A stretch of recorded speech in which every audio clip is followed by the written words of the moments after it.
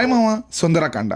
నారా రోహిత్ గారు హీరోగా, పృథ్వీ వగాని గారు హీరోయిన్గా, శ్రీదేవి విజయ్ కుమార్ గారు హీరోయిన్ లాంటి ఇంపార్టెంట్ క్యారెక్టర్ చేసిన వెంకటేష్ నిమ్మలపూడి గారి డైరెక్షన్లో వచ్చిన ఈ మూవీ ఈ రోజు రిలీజ్ అయింది మామ. మార్నింగ్ దేవుడి పూజ అయిపోయిన వెంటనే సినిమాకి వెళ్ళిపోయాను. చూసి నాకు ఒక డైలమాలో పడేసింది మూవీ.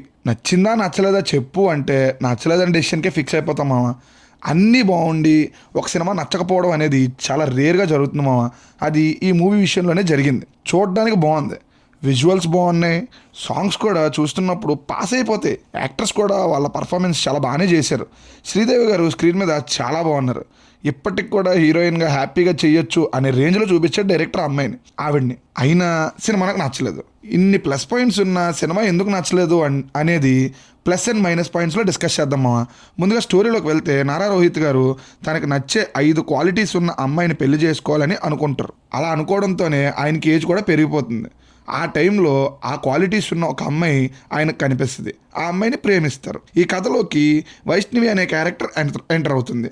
ఆ క్యారెక్టర్కి నారా రోహిత్ గారికి సంబంధం ఏంటి, చివరికి హీరో హీరోయిన్ ఇద్దరు కలిశారా, పెళ్లి చేసుకున్నారా లేదా అనేది రిమైనింగ్ స్టోరీ.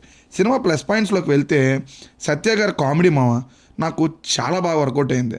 మనం ఇంతకు ముందు చాలాసార్లు చూసిన కామెడీ అయినా మిగిలిన స్టఫ్లో దమ్ము లేకపోవటం వల్ల సత్య గారి కామెడీ నాకైతే వర్కౌట్ అయింది. నెక్స్ట్ శ్రీదేవి గారు హీరోయిన్ స్క్రీన్ ప్రెజెన్స్. ఇద్దరు స్క్రీన్ మీద చూడడానికి చాలా బాగున్నారు. వాళ్ళ స్క్రీన్ మీద కనిపించినప్పుడల్లా అలా చూస్తూ ఉండిపోవాలనిపించింది మామ. నెక్స్ట్ పాటలు ఏవి గుర్తులేవు థియేటర్ బయటకు వచ్చిన తర్వాత, కానీ థియేటర్లో చూస్తున్నంతసేపు బాగున్నాయి. విజువల్స్ కూడా బాగున్నాయి. టెక్నికల్ డిపార్ట్మెంట్ వర్క్ కూడా ఎవరి వర్క్ వాళ్ళు బాగానే చేశారు. నేను చూసింది వైజాగ్లో ది బెస్ట్ థియేటర్లో.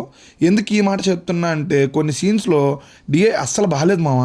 అది ఫస్ట్ స్క్రీన్ ప్రాబ్లం ఏమో అనుకున్నాను. తర్వాత ఇంకో 2 సీన్లు అదే సెటప్లో వచ్చినప్పుడు నాకు అర్థమైంది టెక్నికల్ గ్లిచ్ అని. సీమంతం ఎపిసోడ్ కూడా బాగుంది, చూస్తున్నంతసేపు నవ్వుకున్నాను.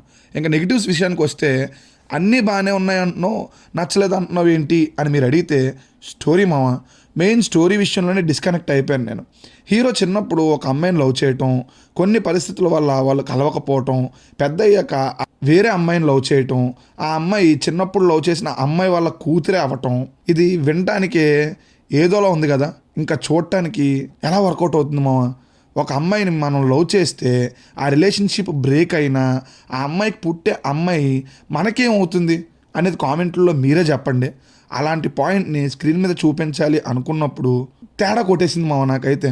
ఫెయిల్ అయ్యారు, బేసిక్గా రైటింగ్ లెవెల్లోనే ఫెయిల్ అయ్యారని చెప్పొచ్చు మామ. ఒక సీన్లో నిజం తెలిసిపోయాక హీరోయిన్ వచ్చి పాస్ట్ ఈజ్ పాస్ట్ అనడం అయితే నా వల్ల కాలేదు. లాస్ట్లో హీరోతో ఏవో డైలాగ్స్ వేసి కన్విన్స్ చేద్దాం అనుకున్నారు. బట్ స్టార్టింగ్లోనే చిన్నప్పుడే ఆ శ్రీదేవి గారి క్యారెక్టర్తో ఆ చిన్నపిల్లోడికి మాంటేజ్ సాంగ్స్ పెట్టి ఎలివేట్ చేశాక చివరిలో ఏం చెప్పినా అంత కన్విన్సింగ్గా అనిపించవు మామ. లాస్ట్లో హీరో శ్రీదేవి గారిని అత్త అనటం అయితే చాలా దారుణం అసలు. ఇంకా నారా రోహిత్ గారి యాక్టింగ్ కూడా, ఆయన చాలా మంచి యాక్టర్, బట్ ఆయన యాక్టింగ్ కూడా పెద్దగా ఇంప్రెస్ చేయదు మనని. సాంగ్స్లో ఆయన చాలా ఇబ్బందిగా కనిపిస్తారు. ఇక డైరెక్టర్ గారు స్క్రీన్ మీద ఆయన ఏం చెప్పాలి అనుకున్నారో ఆ విషయాన్ని సక్సెస్ఫుల్గానే చెప్పారు, కానీ పేపర్ లెవెల్లోనే ఫెయిల్ అయ్యారు మామ. ప్రొడక్షన్ వాల్యూస్ కూడా బాగున్నాయి మామ. ఫ్యామిలీతో హ్యాపీగా చూడాల్సిన సినిమా, బట్ ఏ ఫ్యామిలీ కూడా ఈ పాయింట్ని యాక్సెప్ట్ అయితే చేయరు మామ. ఫైనల్గా కాన్సెప్ట్ని పట్టించుకోను అంటే టైంపాస్ అయిపోయే సినిమానే. చూస్తా అంటే హ్యాపీగా చూసేయండి.